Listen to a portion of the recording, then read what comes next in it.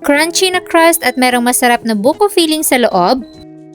Alam niyo ba na pwede kayong gumawa ng buko pie in pocket sa bahay? Yes, at napakadali lang pala ng proseso nito. Kaya tara at simulan na natin. Para sa filling, of course, kailangan natin ng fresh na buko. Kutsara lang yung gagamitin nating pangkudkod dahil kailangan natin ng malalaking pieces ng buko meat.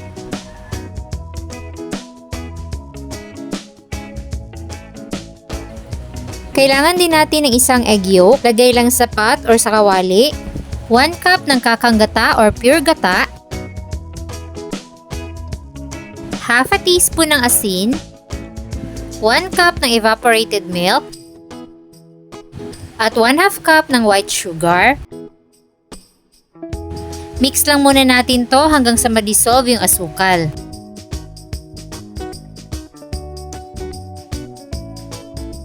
Tsaka tayo maglalagay ng 1/2 cup ng cornstarch. Haluin ulit hanggang sa ma-dissolve yung cornstarch.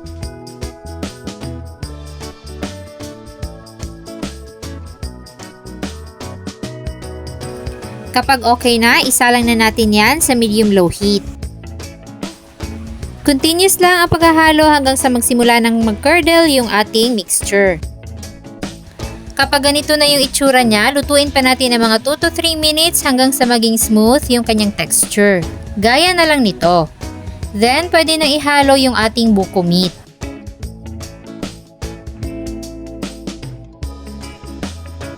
Lutuin lang natin ng mga 1 minuto pa hanggang sa mag-fully combined na yung ating mga sangkap.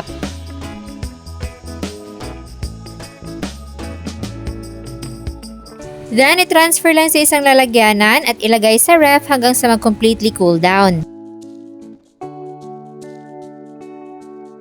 Then, gagawin naman natin yung ating crunchy na pie crust. 2 cups ng all-purpose flour, 1/2 teaspoon ng salt, 1 teaspoon ng sugar, i-mix ang mga dry ingredients,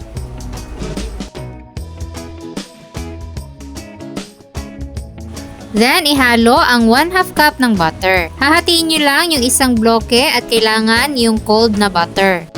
Haluin lang natin ng mabuti at durugin yung ating mga cold butter. Kapag ganito na ang itsura niya, maglalagay na tayo ng 1/3 cup ng tubig. Hahaluin natin ulit at this time gagawa na tayo ng dough.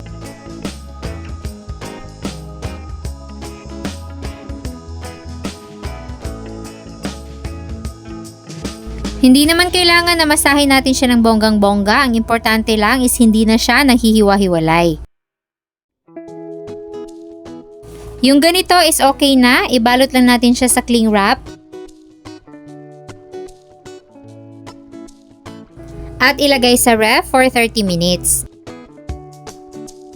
After 30 minutes, hatiin natin sa dalawa yung ating dough at i-divide ang each half sa 4 pieces. Large size na yung magagawa nating pie packets nito. Then, gamit ang rolling pin, i-flatten lang natin. Okay lang kahit hindi even yung kanyang sides kasi pwede naman natin yung putulin mamaya. Then, ilagay na natin yung ating buko filling. Fold lang natin to close and then i-seal gamit ang tinidor.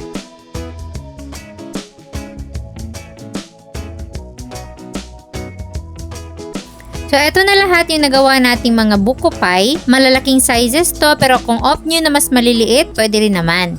Para ma-achieve natin yung golden brown na appearance ng ating buko pie, magbabrush tayo ng egg wash. And ready na tayo for cooking. I-deep fry lang sa mainit na mantika, medium heat, hanggang sa meron ng golden brown yung kanyang sides.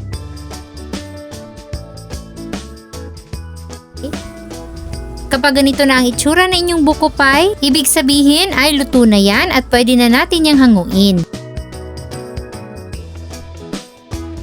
Ayan, at ready na ang ating buko pie in pockets. Check natin kung gaano ka-crunchy yung ating crust. At ganito kasarap at ka-creamy ang ating filling. Alam nyo ba na napakasarap ng buko pie na to? Yung para talagang nabibili sa mga pasalubong centers. Kaya kung gusto mo gumawa nito, ilalagay ko dyan sa ibaba ang kompletong listahan ng mga sangkap at sundin nyo lang ang full process sa video na to. Sana'y nagustuhan nyo ang ating recipe for today. Enjoy!